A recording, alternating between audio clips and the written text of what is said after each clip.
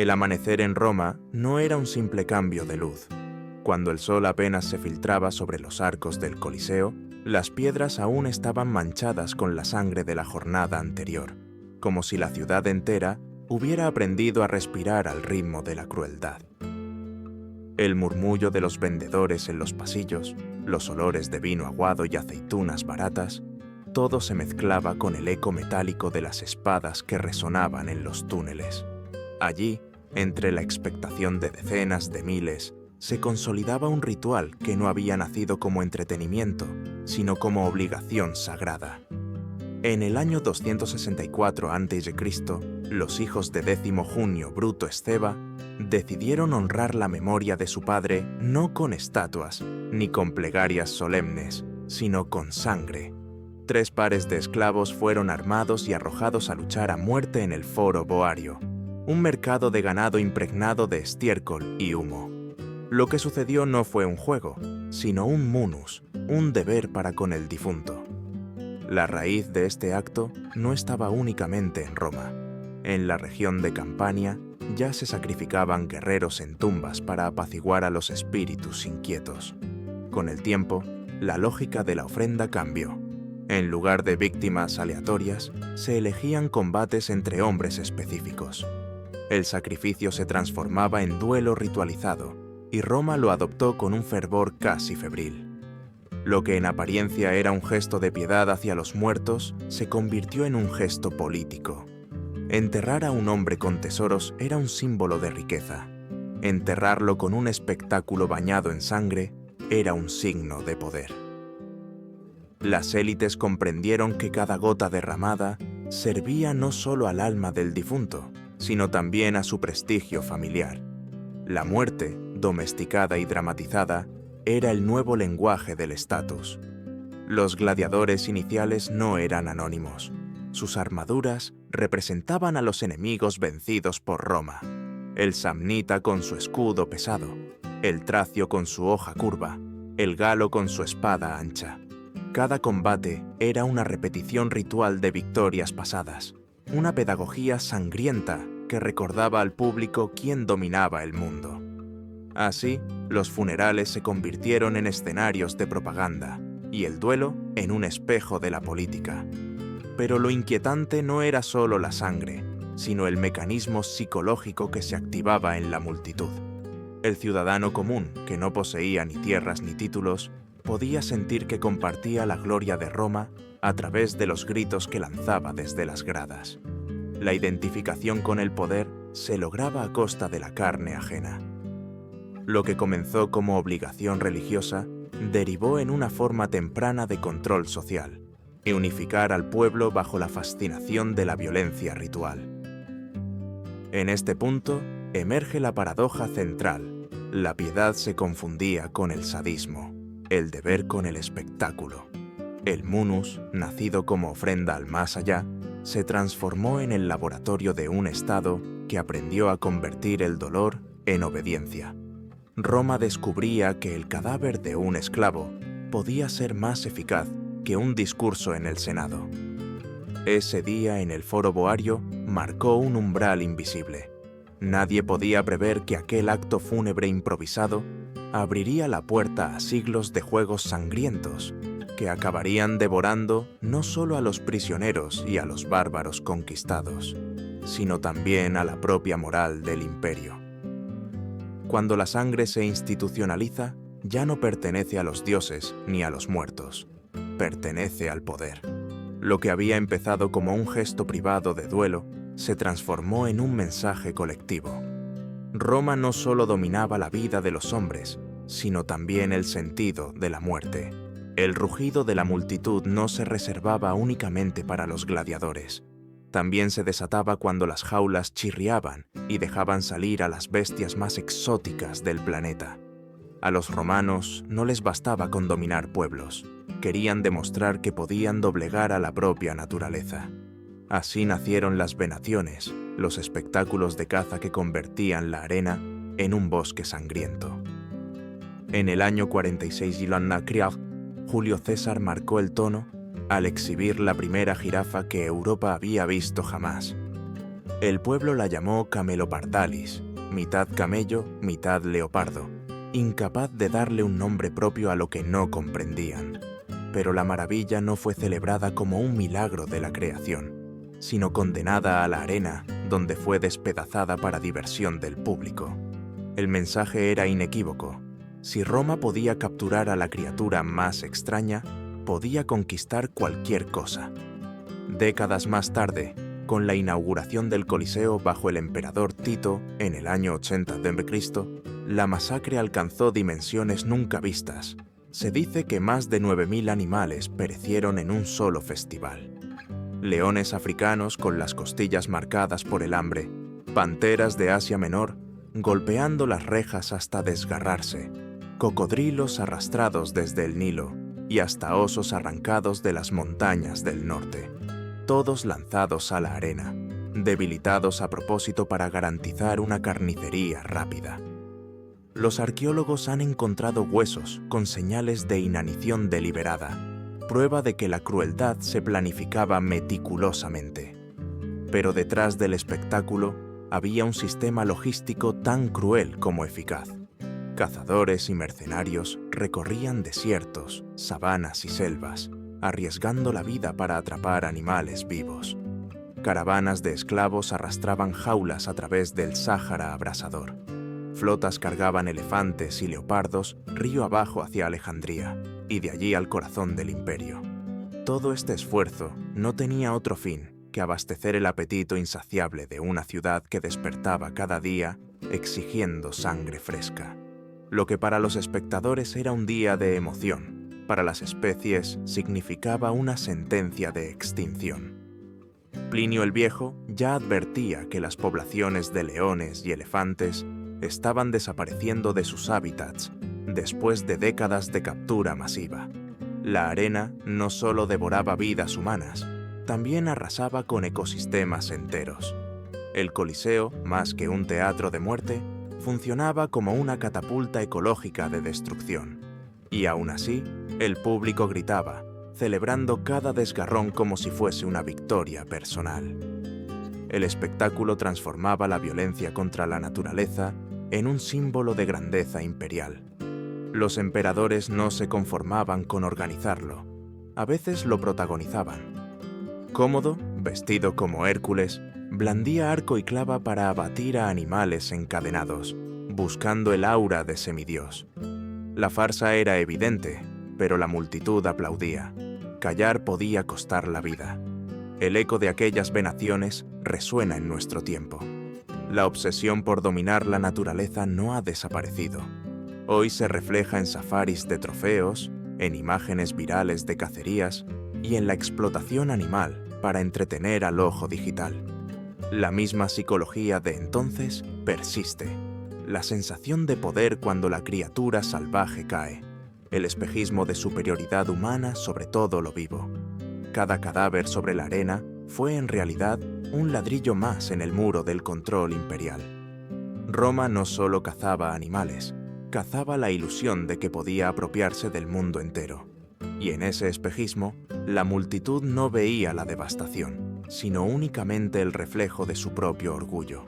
Cuando imaginamos a un gladiador, pensamos en dos combatientes iguales, luchando con honor en un duelo justo. Pero esa imagen es un espejismo creado por la propaganda.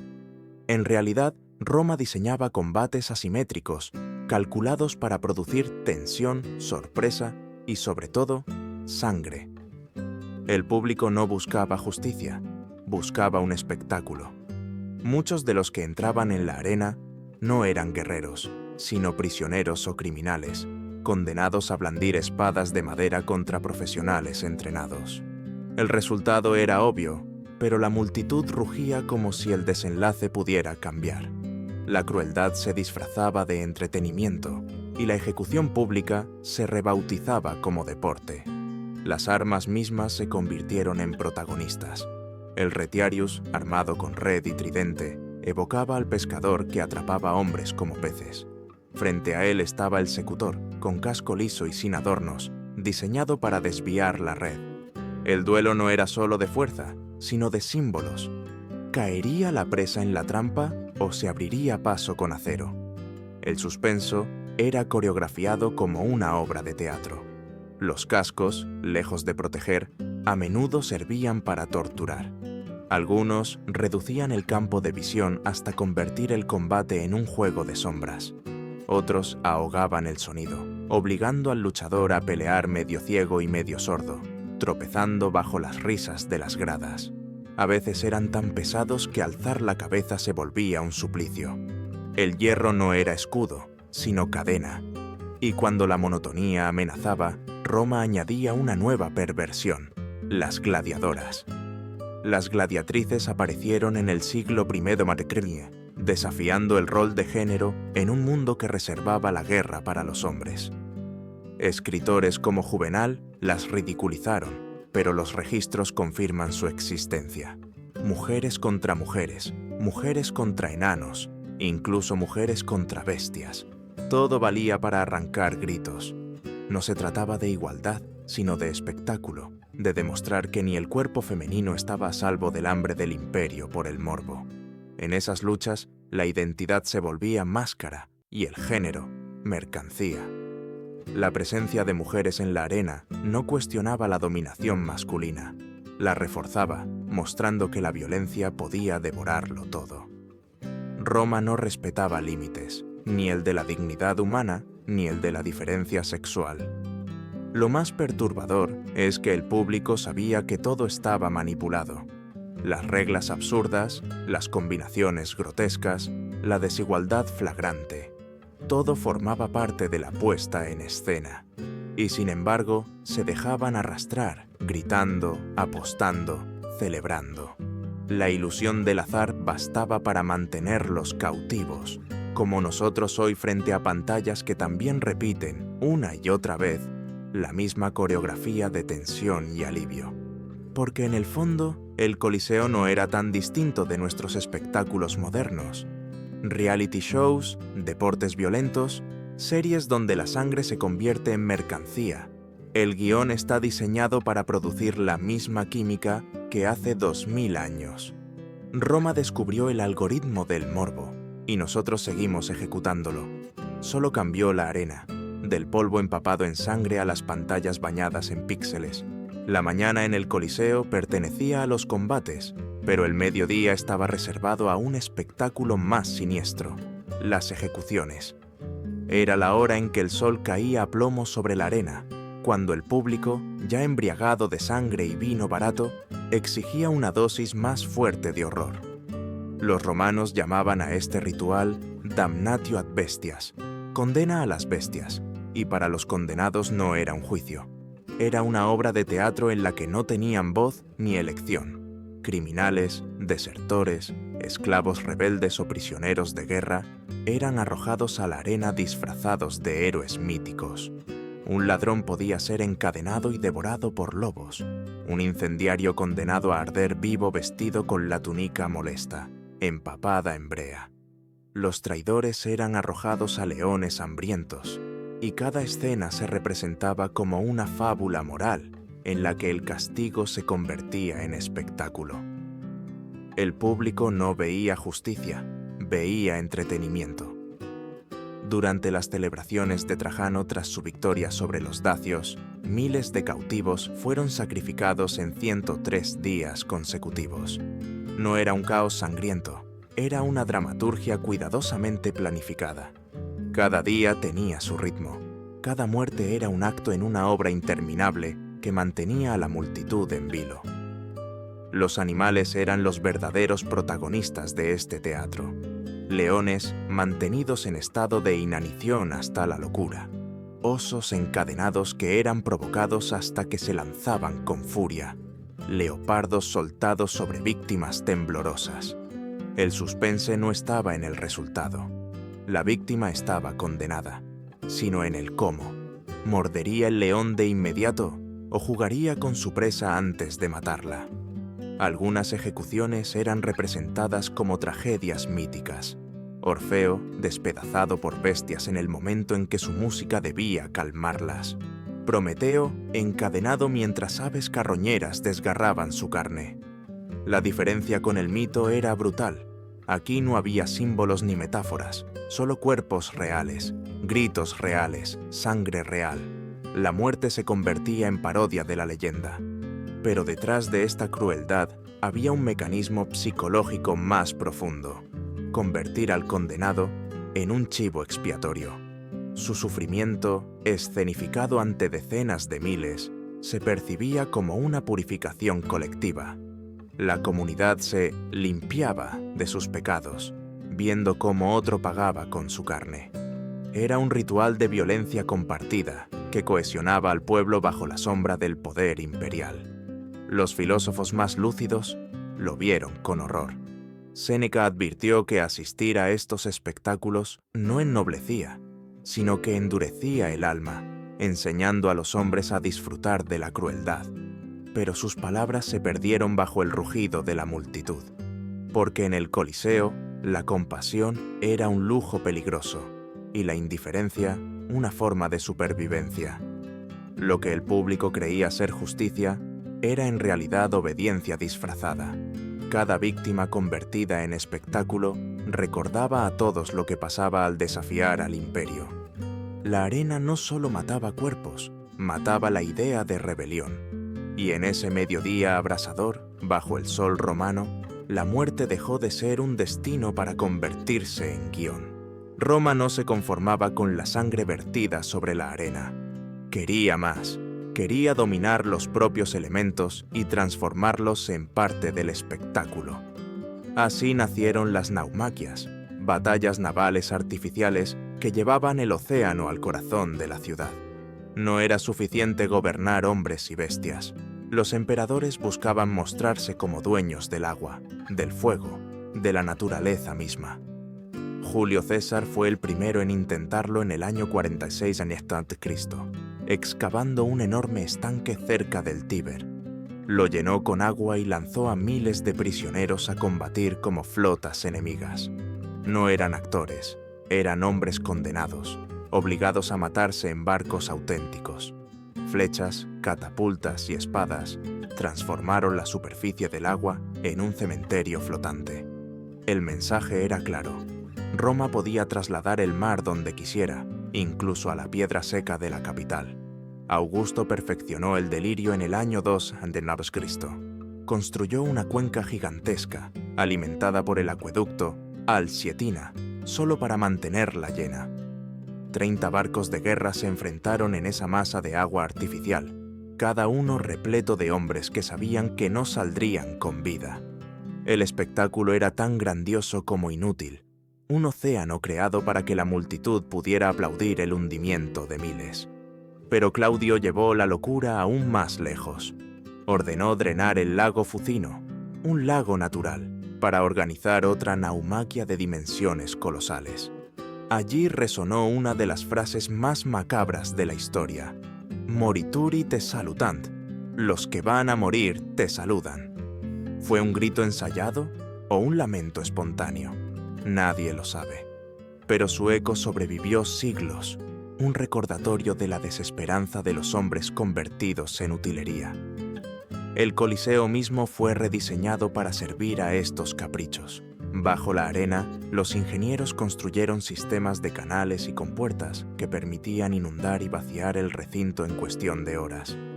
Un día, el público contemplaba combates de gladiadores. Al siguiente, una flota entera chocaba sobre un mar improvisado. El control de la ingeniería se convertía en control de la naturaleza y, por extensión, en control de la imaginación de la multitud. El fuego también formaba parte de este teatro elemental. Las tunicae molestae impregnadas en brea convertían a los condenados en antorchas humanas, iluminando la noche con cuerpos ardientes. A veces, estos tormentos se disfrazaban de mito. Hércules consumido por el veneno, o Mucio Escévola, probando su lealtad al resistir el fuego. La diferencia era brutal. La valentía no era voluntaria, sino impuesta por la condena.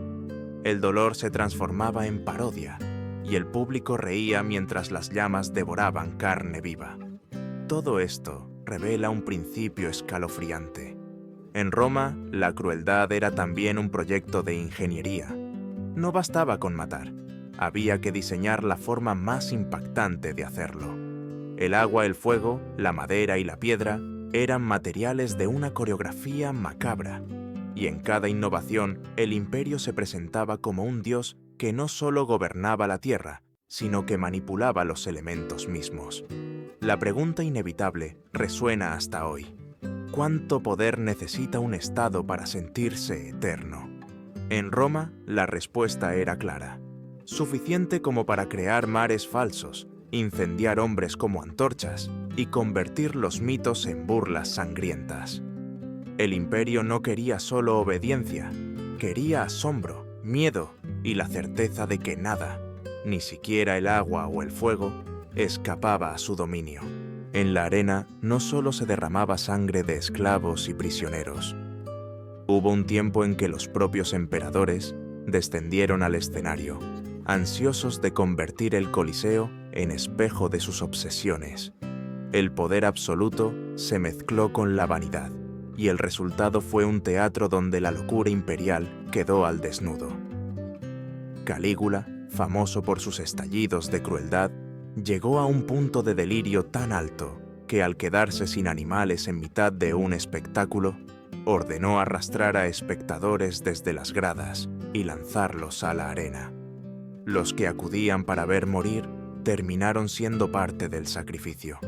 Roma entendió entonces que la frontera entre público y víctima podía borrarse en un instante, si el capricho del César lo dictaba.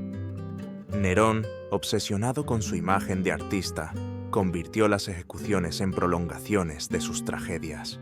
Los prisioneros eran obligados a encarnar héroes de obras teatrales y a morir de la misma forma que los personajes. Para él era arte, para el pueblo un espectáculo teñido de demencia. Los gritos de los condenados sustituían a los aplausos que anhelaba como poeta.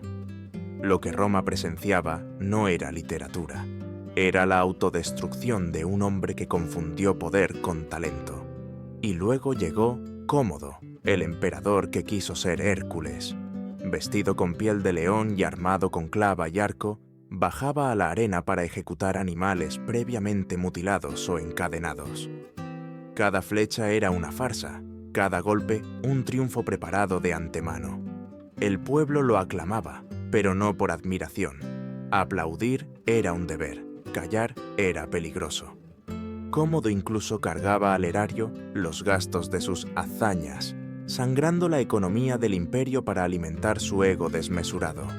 La psicología de estos emperadores revela un patrón inquietante. Cuanto más frágil era su poder real, más necesitaban inflar su imagen con espectáculos grotescos. El escenario se convirtió en su trono paralelo, donde buscaban legitimar su autoridad a través del miedo y la manipulación. El Coliseo no era ya un teatro del Estado, sino un espejo de su paranoia. Domiciano perfeccionó esa estrategia con sus cacerías nocturnas, a la luz de las antorchas. No solo se trataba de matar, sino de sembrar incertidumbre. Nadie sabía cuándo la diversión podía convertirse en terror. El mensaje era nítido. Bajo su reinado, incluso el ocio podía transformarse en amenaza. La ironía más amarga es que este teatro de vanidad terminó devorando a sus propios protagonistas. Calígula y Cómodo murieron de manera violenta, más recordados por su locura sangrienta que por su gobierno. El escenario que los elevó también reveló su miseria. La multitud que aplaudía con miedo se convirtió en testigo de cómo el poder absoluto podía degradarse en un espectáculo ridículo y macabro. En estos emperadores, el Coliseo mostró su verdadero rostro. No era solo un instrumento de control sobre el pueblo, era también una droga para quienes gobernaban. Cada rugido de la multitud alimentaba un ego quebrado, y cada gota de sangre era un aplauso para un poder que ya no sabía diferenciar entre autoridad y espectáculo. No todos en Roma se dejaron arrastrar por el rugido de la multitud. Entre las columnas del Senado y las sombras de las bibliotecas, hubo voces que intentaron denunciar lo que se escondía tras la máscara del espectáculo. Filósofos, poetas y cristianos primitivos percibieron que la grandeza de los juegos era en realidad un veneno que corroía la médula de la civilización. Séneca confesó en sus cartas que asistir a las ejecuciones del mediodía no lo ennoblecía, sino que lo endurecía, arrancándole compasión. «Me vuelvo más cruel», admitía, consciente de que el Coliseo no era un lugar de purificación, sino de degradación del alma. Cada grito apagaba un poco más la empatía, cada cuerpo destrozado convertía al espectador en cómplice. Para él, los juegos eran una escuela de barbarie. Cicerón, décadas antes, había reconocido la valentía de los gladiadores, pero también criticó la crueldad inútil. Admiraba la disciplina que enseñaban los combates, pero se horrorizaba ante la violencia gratuita que nada aportaba a la República. Su postura reflejaba la contradicción de una élite que no podía escapar al chantaje del pueblo. Las masas exigían pan y circo, y negárselo significaba perder su apoyo. Tertuliano, uno de los primeros escritores cristianos, fue aún más tajante. Llamó a los juegos semillas de crueldad, acusando al imperio de alimentar la injusticia bajo la apariencia de espectáculo. Para los cristianos, la arena era un lugar de martirio, pero también de testimonio. Allí, los que se negaban a renunciar a su fe eran devorados por bestias frente a un público que aplaudía. Sus muertes se transformaron en denuncias vivientes de la corrupción de Roma. El coste económico de estos espectáculos era descomunal. Los emperadores competían entre sí para organizar fiestas más grandiosas, juegos más largos, matanzas más espectaculares. El tesoro público se desangraba en cada celebración. Lo que en otro tiempo fue símbolo de fuerza, acabó siendo un acto de desesperación.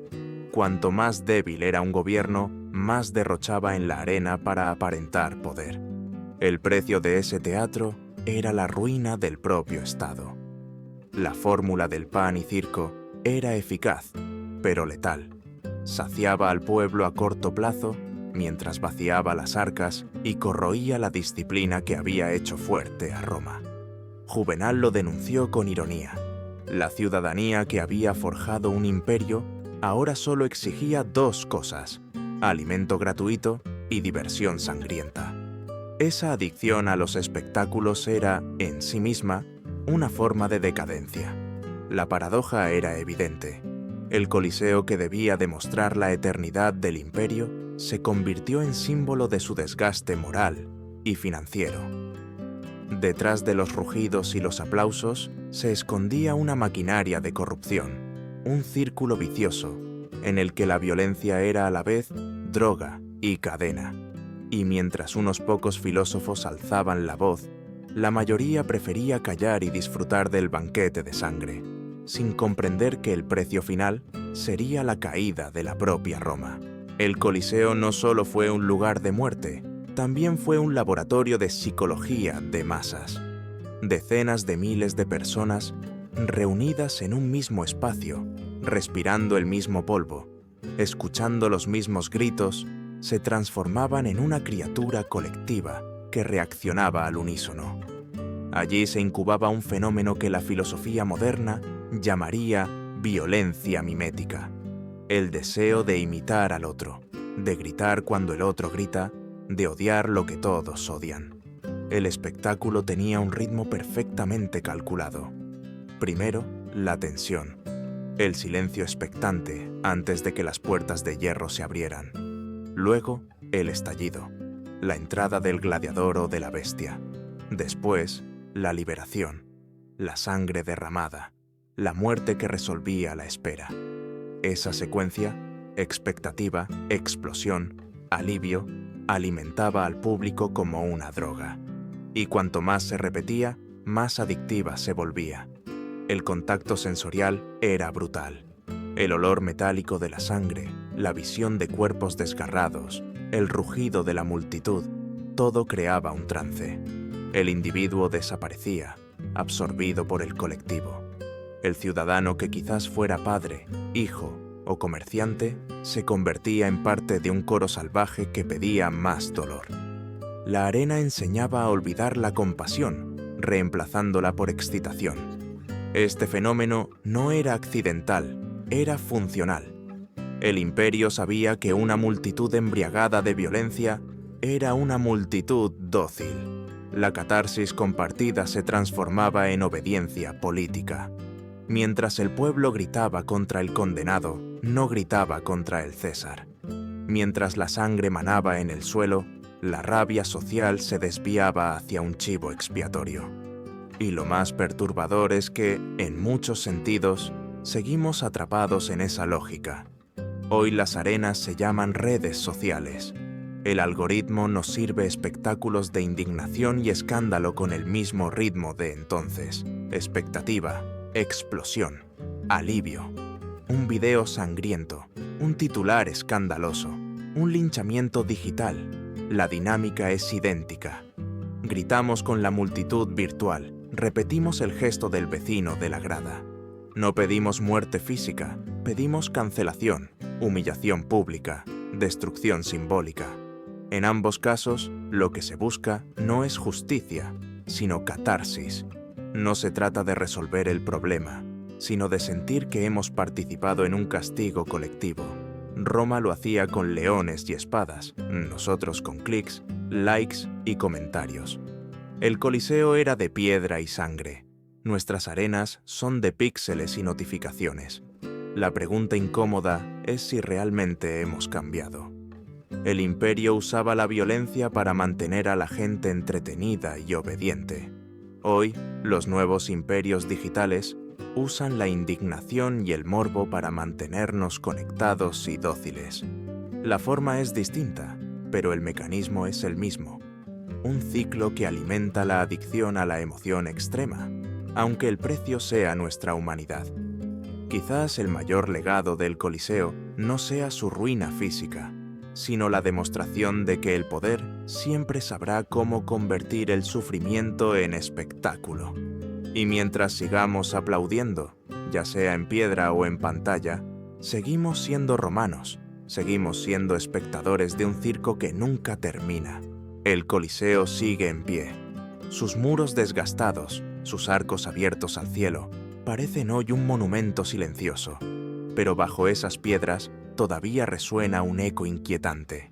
Quien camina por sus túneles puede imaginar el sonido del hierro golpeando, el rugido de los animales, los gritos de 50.000 gargantas unidas en un solo clamor. Es fácil admirar la grandeza arquitectónica, más difícil es aceptar para qué fue construida. Las arenas de Roma no fueron simples escenarios deportivos. Fueron instrumentos de control, laboratorios de obediencia. Allí se moldeaban no solo cuerpos, sino conciencias. Cada ejecución enseñaba al pueblo lo que ocurría a los que desafiaban al poder. Cada combate mostraba que Roma dominaba no solo la vida, sino también el sentido de la muerte. La crueldad, repetida día tras día, se convirtió en costumbre y lo acostumbrado se volvió normal. La lección más dura es que una civilización puede habituarse a cualquier cosa, incluso a celebrar el sufrimiento. Cuando la violencia se convierte en espectáculo, deja de verse como violencia. Para los romanos, aplaudir una ejecución no era barbarie. Era ocio, era identidad, era orgullo cívico. Esa normalización de la crueldad es la verdadera herida que aún late en las piedras. Hoy, el Coliseo se ha transformado en atracción turística, pero su sombra moral sigue proyectándose sobre nosotros. ¿Cuántas veces convertimos el dolor ajeno en entretenimiento? ¿Cuántas veces miramos sin intervenir porque la multitud también mira y calla? Las arenas de piedra se han derrumbado, pero las arenas digitales están más vivas que nunca. Y en ellas seguimos repitiendo el mismo ritual de indignación, de humillación pública, de violencia disfrazada de juego. El Imperio Romano cayó, y con él se derrumbó la ilusión de eternidad que alimentaban los espectáculos.